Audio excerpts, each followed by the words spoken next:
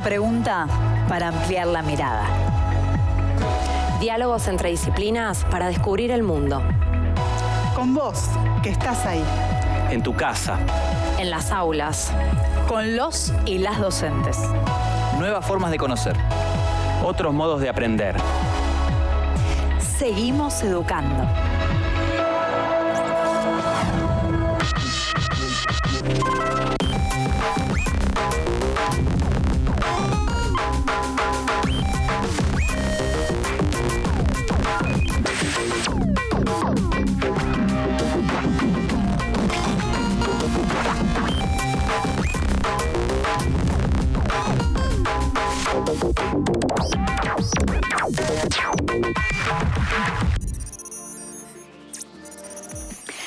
Hoy con Ana, la profe de Educación Sexual Integral, y con Lautaro, el profe de Ciencias Naturales, nos preguntamos, ¿cómo nos reproducimos los seres vivos?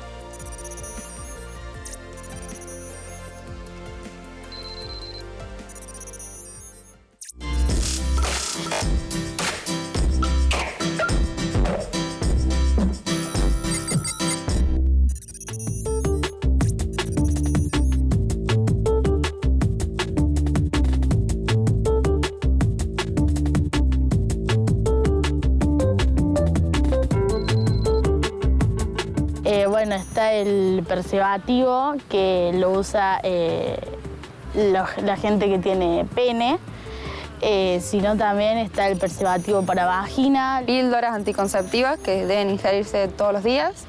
Preservativos que se utilizan a la hora de tener relaciones. Para el hombre sería usando el preservativo y para la mujer serían los anticonceptivos, que se puede usar con forma de chip, de parche, en pastillas o inyecciones. O si no, se puede ligar las trompas. Y DIU, que es un dispositivo intrauterino que se utiliza en las mujeres. Sí, la mejor forma sería usando preservativo. Sí, también con preservativos o haciéndose estudios para saber si tenés la enfermedad o no. Realizarse estudios previos a tener relaciones y en el momento utilizar preservativo por seguridad.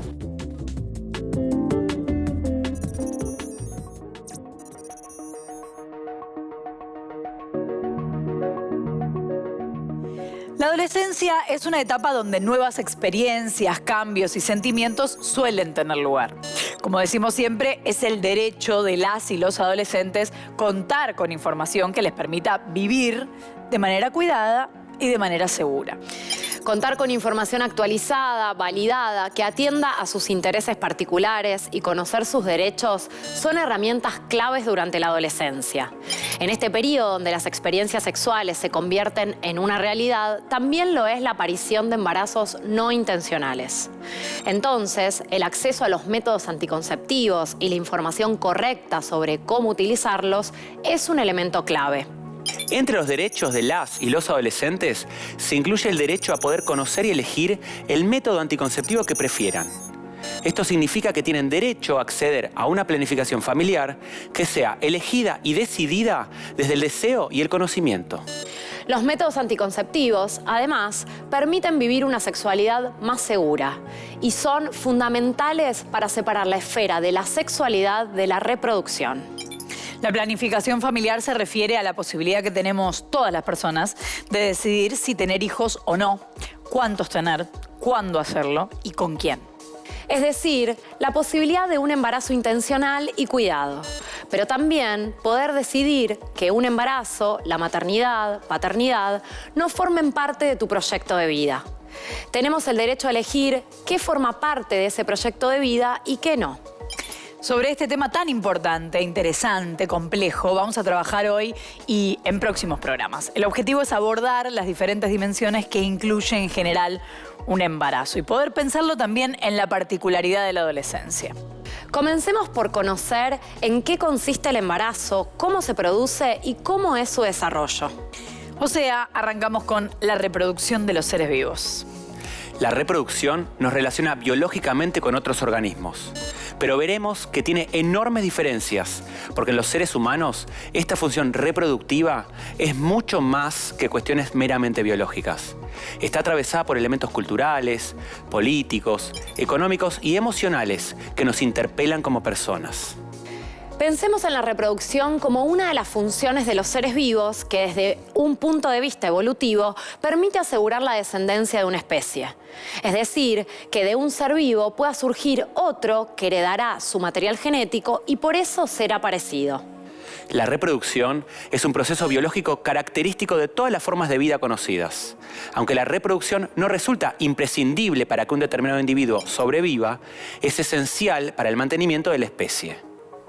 Además, aunque desde el punto de vista evolutivo el sentido de la reproducción es el mismo, existen dos formas muy distintas de llevar a cabo dicha función: la asexual y la sexual. Empecemos entonces por pensar en la reproducción conocida como sexual.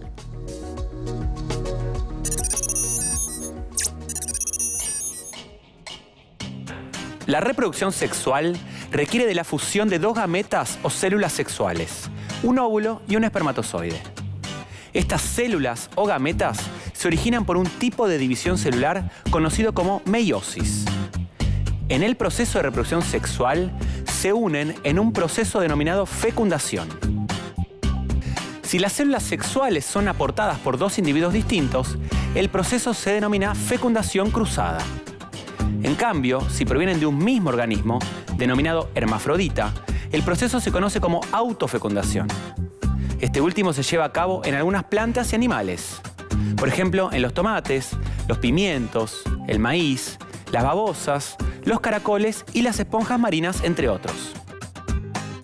Los individuos que se originan por fecundación cruzada lo hacen a partir de la combinación del material genético de gametas que provienen de dos individuos diferentes y por lo tanto serán genéticamente distintos a ellos. Así, la reproducción sexual es una fuente de variabilidad genética, característica que aumenta la probabilidad de la especie de sobrevivir frente a cambios en el ambiente. La mayoría de los animales se reproduce sexualmente, pero algunos de ellos pueden hacerlo de manera asexual. En contraste con la reproducción asexual, la sexual es un proceso más lento y costoso desde el punto de vista energético, ya que requiere de la formación de las gametas y del tiempo necesario para que el individuo madure sexualmente. Sin embargo, evolutivamente, esta característica resulta más ventajosa.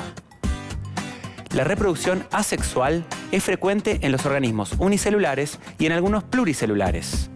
En este tipo de reproducción, la descendencia se genera a partir de un único individuo. Así, todo nuevo individuo es una copia exacta del organismo que le dio origen. Se observa en organismos unicelulares como las levaduras, un tipo de hongo, algas y bacterias. Hay distintos tipos de reproducción asexual. La fisión binaria o bipartición sucede en organismos como bacterias y algas unicelulares. La célula progenitora duplica su ADN y luego se divide en dos células hijas exactamente iguales. La gemación es un mecanismo en donde un pequeño brote o yema en la superficie del organismo parental comienza a crecer. Una vez alcanzado el tamaño adecuado, se desprende y forma un nuevo organismo. Ocurre en algunos organismos como las levaduras y algunos animales pequeños como la hidra, propia de aguas dulces. La esporulación. Algunos hongos se reproducen por medio de las esporas. Este proceso de reproducción consiste en la división del núcleo de la célula en diferentes partes, que se rodean por el citoplasma. Luego, la membrana plasmática envuelve estas estructuras, produciendo la conformación de esporas. La fragmentación. Los organismos se rompen en dos o más fragmentos, que se desarrollan en un nuevo individuo. Ocurre en muchas plantas y en algunos animales como corales, esponjas y estrellas de mar.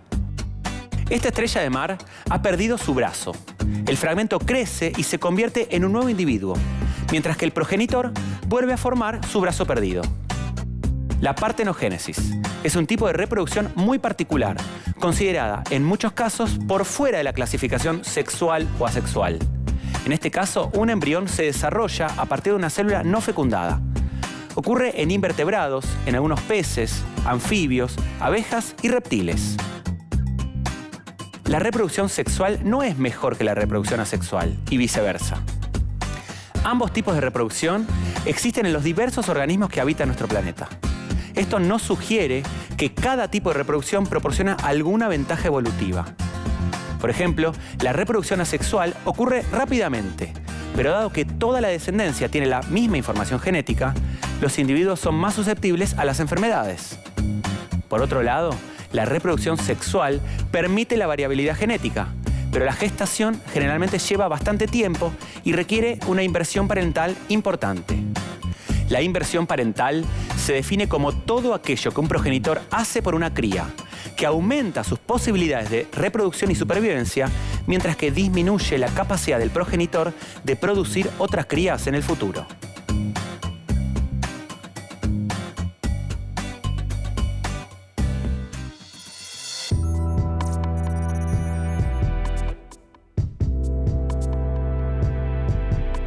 Profundicemos en un tipo particular de reproducción sexual, la reproducción humana. En los seres humanos, la reproducción y la sexualidad, entendidas de manera integral, conllevan un comportamiento complejo. No se limita a la función reproductiva, sino que generalmente se asocian a situaciones de placer, deseo y bienestar. A su vez, estas situaciones están inscriptas dentro de una dimensión cultural, económica y política, donde las personas desarrollan sus trayectorias vitales. Pero ahora veamos, ¿cómo se produce y cuáles son las características de la fecundación en el cuerpo humano? Durante la pubertad, en los cuerpos con útero, el hipotálamo envía señales a la glándula hipófisis para que produzca dos hormonas: la hormona folículo estimulante, FSH, y la hormona luteinizante, LH. ¿Podemos llamarlas FSH y LH? Sí, claro. La FSH y la LH estimulan que se produzca en los ovarios estrógeno y progesterona, que son las hormonas sexuales socialmente designadas como femeninas. Esto resulta en el desarrollo de las características sexuales secundarias y causa que los ovarios comiencen a producir óvulos maduros, entre otros cambios. La liberación de un óvulo, proceso conocido como ovulación, ocurre aproximadamente cada 28 días. Es parte de un proceso más grande llamado el ciclo menstrual. Si un óvulo es fecundado por un espermatozoide y este se adhiere a la pared del útero, comienza el desarrollo embrionario. Si un óvulo no es fecundado o incluso fecundado pero no se adhiere a la pared del útero, el óvulo y el recubrimiento del útero son expulsados del cuerpo. La pubertad comienza de la misma forma en los cuerpos con pene y testículos. El hipotálamo envía señales a la glándula hipófisis para la producción de FSH y LH. En este caso, la LH estimula a los testículos para que produzcan testosterona, que junto con la FSH promueve el desarrollo de los espermatozoides. La testosterona también se encarga del desarrollo de los caracteres sexuales secundarios considerados socialmente como masculinos. La voz grave, el crecimiento del vello corporal. Ahora profundicemos en entender el proceso de fecundación.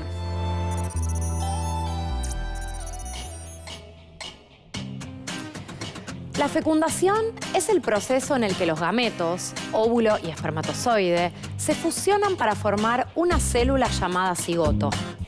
Para garantizar que cada cigoto tenga el número correcto de cromosomas, solo un espermatozoide se puede fusionar con un óvulo.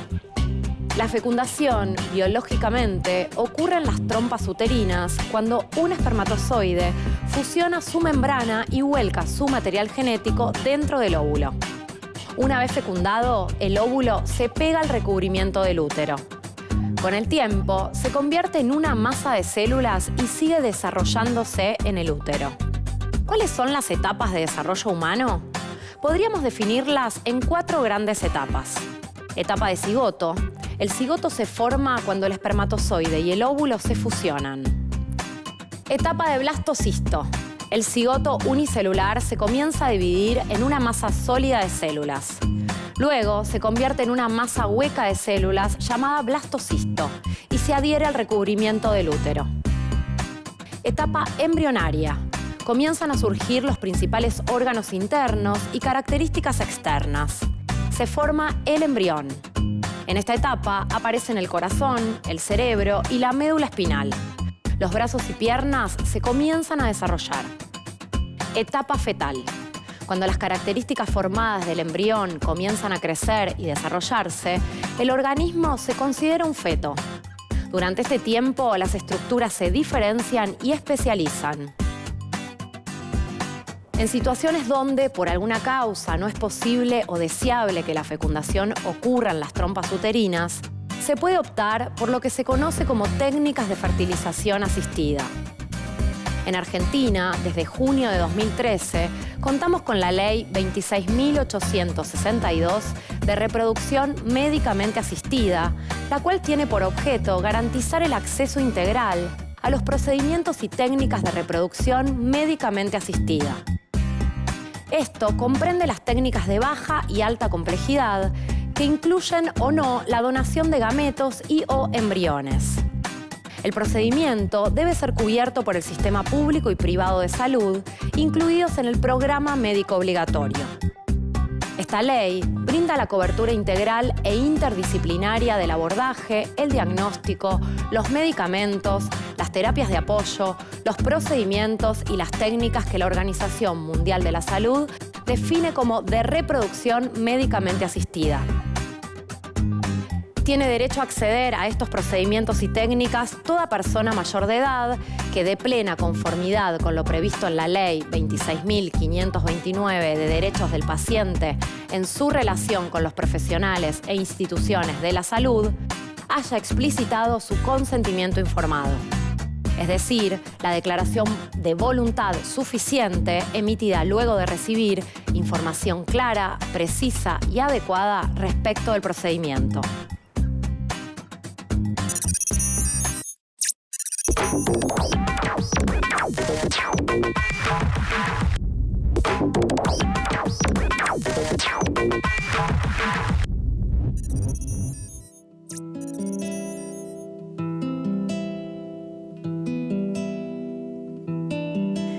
La reproducción humana, como dijimos, nos vincula en muchos sentidos a otros seres vivos.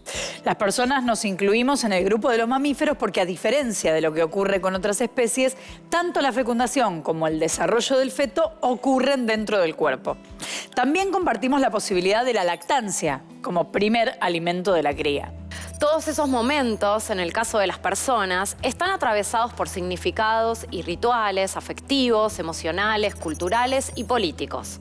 También por las condiciones sociales y económicas de las personas, junto a las costumbres o posibilidades que los diferentes momentos históricos ofrecen. Por ejemplo, hacia principios del siglo XX, la maternidad se daba en general en edades mucho más tempranas de lo que fue sucediendo en décadas posteriores. En ese contexto, debemos destacar el surgimiento de la píldora anticonceptiva. Otro ejemplo es la ampliación del porcentaje de cesáreas en los últimos tiempos.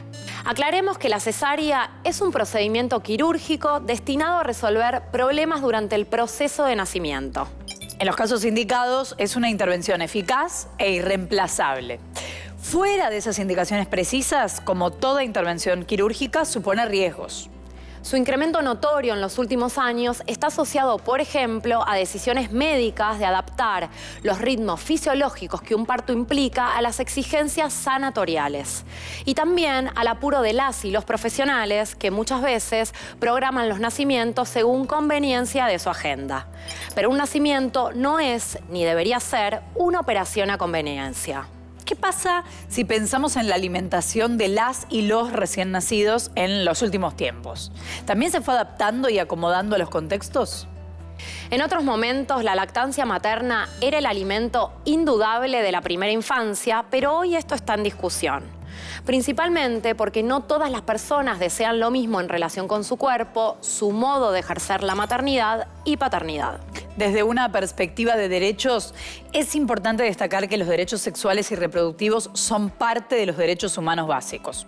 Son tan importantes como el derecho a la vida, a la salud, a la libertad, con los que están directamente relacionados. Los derechos sexuales se refieren a poder decidir cuándo, cómo y con quién tener relaciones sexuales, a vivir la sexualidad sin presiones ni violencia, a que se respete la orientación sexual y la identidad de género sin discriminación, a acceder a información sobre cómo cuidarse y disfrutar del cuerpo, de la intimidad con otras personas.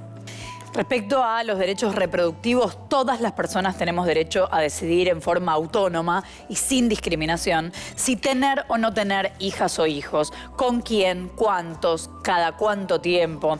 También a recibir información sobre los diferentes métodos anticonceptivos y el acceso gratuito al método elegido. Es importante poder acceder a esta información antes de comenzar a tener relaciones sexuales, para estar mejor preparados y preparadas en ese momento. Porque existen posibilidades de embarazo y de transmisión de infecciones desde la primera vez.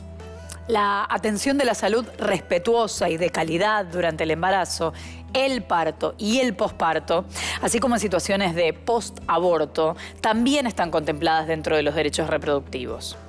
Hoy también es un derecho el acceso a la interrupción voluntaria del embarazo y la interrupción legal del embarazo. Es importante que sepamos cuáles son nuestros derechos para poder exigir que se garanticen, para vivir la sexualidad como cada uno y cada una elija.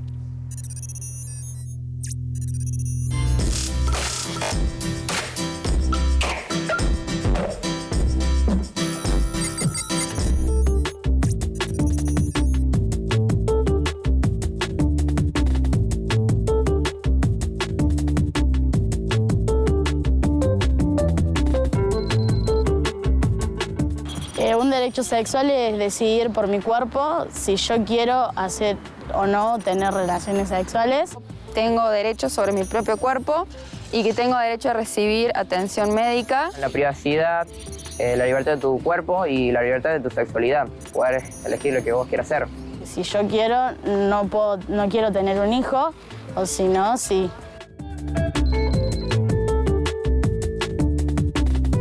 No sabía esa ley, me enteré hace poco. Sabía que existía la reproducción asistida, pero no sabía que había una ley. Sí sabía que hay distintas formas de generar embarazos asistidos. Sería los lugares de fertilidad. Cuando una persona es una pareja infértil, se van a esos lugares para así se pueda crear un embrión. Es cuando mezclan, o sea, juntan el óvulo y el esperma. Y después para que una mujer quede embarazada. En mi opinión haría falta charlas o cursos que haya en las escuelas. Más educación sexual integral y que se dé en todas las edades, no solamente en secundaria, sino también en primaria. O si no, hacer lugares de campaña de ESI en lugares públicos. Y que si se puede, que se implemente como una materia, porque hace falta mucho el tema del habla y que no sea muy tabú ese tema. Que a los jóvenes no les dé vergüenza preguntar si tienen alguna duda o una consulta a sus padres, a un mayor, a un adulto responsable, y consultar todas sus dudas antes de actuar.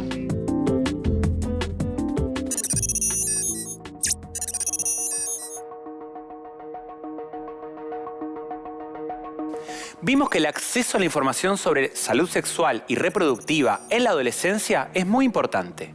¿De qué manera se puede garantizar el cumplimiento de estos derechos?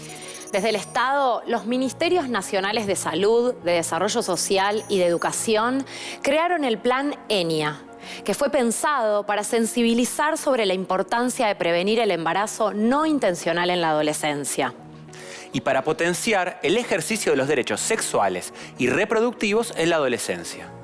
También para garantizar la educación sexual integral y asesorías en las escuelas, brindar información sobre salud sexual y reproductiva y métodos anticonceptivos en forma gratuita en los servicios de salud. Fortalecer políticas para la prevención del abuso, la violencia sexual y el acceso a la interrupción legal del embarazo, según el marco normativo vigente. Las personas gestantes necesitan un acompañamiento importante y especial del entorno para poder transitar este periodo tan significativo. En este sentido, el apoyo que se brinde desde el Estado para acompañar la maternidad y la paternidad es muy importante y se convierte en una garantía de los derechos de los padres y madres, como así también de las y los bebés. Este acompañamiento estatal incluye desde los derechos a acceder a licencias pagas en su entorno laboral, como asistencias económicas que se brindan a las nuevas familias. En nuestro país, históricamente se fueron conquistando derechos para las mujeres que incluyeron las licencias por maternidad.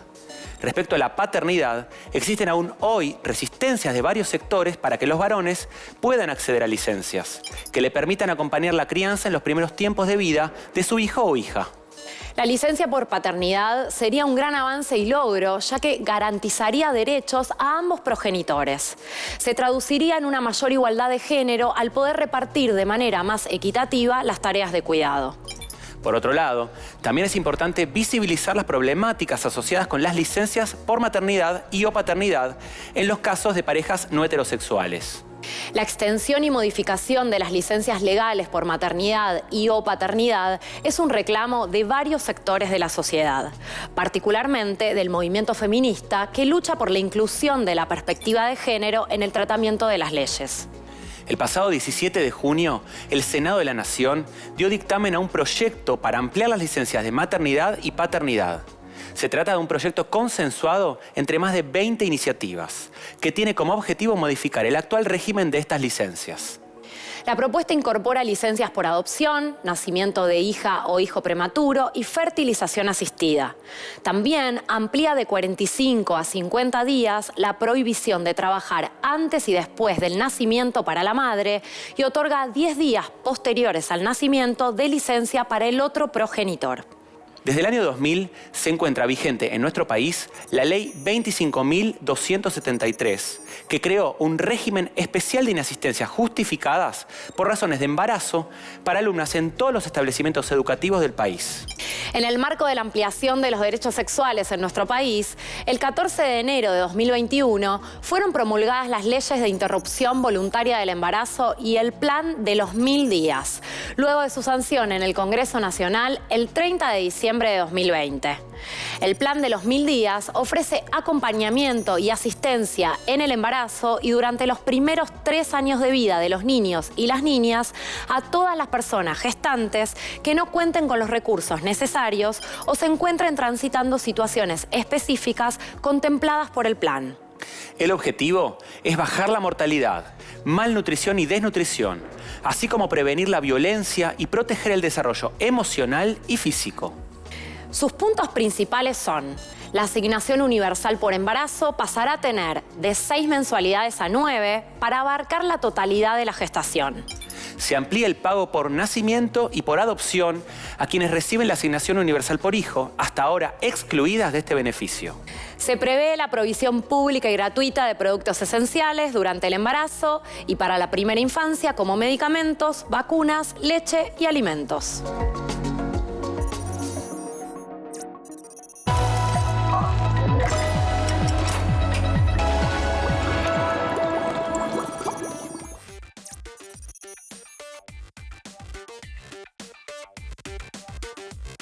Hola chicos y chicas, soy Micaela Amor, médica generalista de familia y en nuestras consultas atendemos a adolescentes.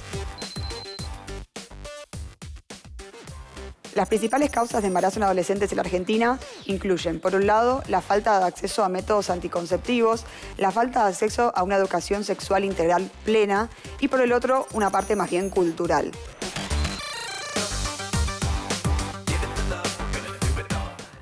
Las principales acciones de prevención de enfermedades y promoción de la salud para evitar embarazos en adolescentes incluyen, por supuesto, una educación sexual integral plena.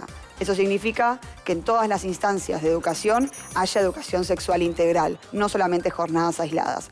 Por otro lado, que exista la plena accesibilidad a métodos anticonceptivos. Eso implica que una persona pueda acercarse a un centro de salud, bien público, bien privado o de seguridad social, y pueda acceder a los métodos anticonceptivos sin necesidad de estudios previos, porque no hay ninguna evidencia que demuestre que se necesiten estudios previos. Y por último, una contención dentro del marco familiar, educacional y social que contenga a las personas que se embarazan y puedan tal vez acceder, si lo desean, a una interrupción del embarazo.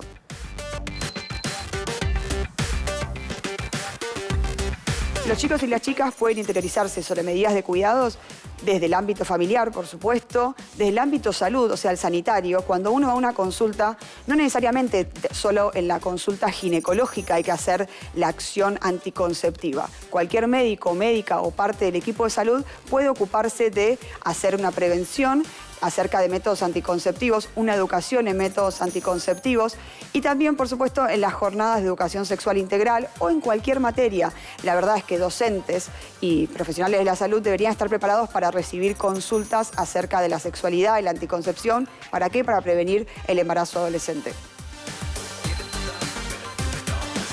La consulta integral en salud incluye justamente no solo pensar la salud desde la enfermedad, sino desde actividades de promoción y prevención. Si llegamos al embarazo adolescente es porque llegamos tarde. Hay que hacer consultas de manera integral que incluya hablar de la sexualidad a edades tempranas y no solamente como algo reproductivo, porque si solamente lo abarcamos desde algo reproductivo pensamos solo en métodos anticonceptivos, y no estamos haciendo hincapié tal vez en los métodos de barrera como el preservativo o el campo de látex, y también hay que hacer un refuerzo positivo en prevenir las infecciones de transmisión sexual. La consulta de manera integral justamente previene que lleguemos al embarazo adolescente, previene las infecciones de transmisión sexual, la deserción escolar, el ingreso a trabajos de tipo precarizados a prontas edades. Las parejas adolescentes frente a un embarazo es importante que consulten, lo pueden hacer de manera conjunta y la consulta debe ser precoz. ¿Por qué? Porque tienen la posibilidad de interrumpir este embarazo y la posibilidad de continuarlo, por supuesto. Las consultas pueden ser conjuntas y eso garantiza que tanto la madre como el padre sean partícipes de las decisiones que tomen en conjunto y si continúan con el embarazo desde la maternidad y la paternidad desde el inicio. Las consultas precoces garantizan mejores atenciones, menos consecuencias graves después en el embarazo, menos riesgo de bajo peso al nacer, garantiza el acceso a, por ejemplo, ácido fólico, a una precoz intervención con ecografías, con laboratorios, todas cosas necesarias en el primer trimestre de embarazo o, por supuesto, a una interrupción del embarazo que tiene que ser dentro de las 14 semanas. Como vimos en el programa, desde un punto de vista evolutivo, los seres vivos nos reproducimos de distintos modos para perpetuar las especies. En el caso de la reproducción humana, particularmente vimos que no puede ser pensada únicamente desde una dimensión biológica. Por el contrario, la reproducción humana y la sexualidad tienen la complejidad de los seres sociales que se encuentran en permanente intercambio, construcción y sensibilidad respecto del contexto en el que desarrollan sus vidas. La sexualidad humana es indisociable de la cultura, constituye una parte muy importante de nuestra experiencia y excede ampliamente la dimensión estrictamente reproductiva. Es fundamental contar con información actualizada, validada y acorde a las necesidades de las y los jóvenes, así como conocer el marco de derechos que les garantiza el Estado para una toma de decisiones conscientes y críticas.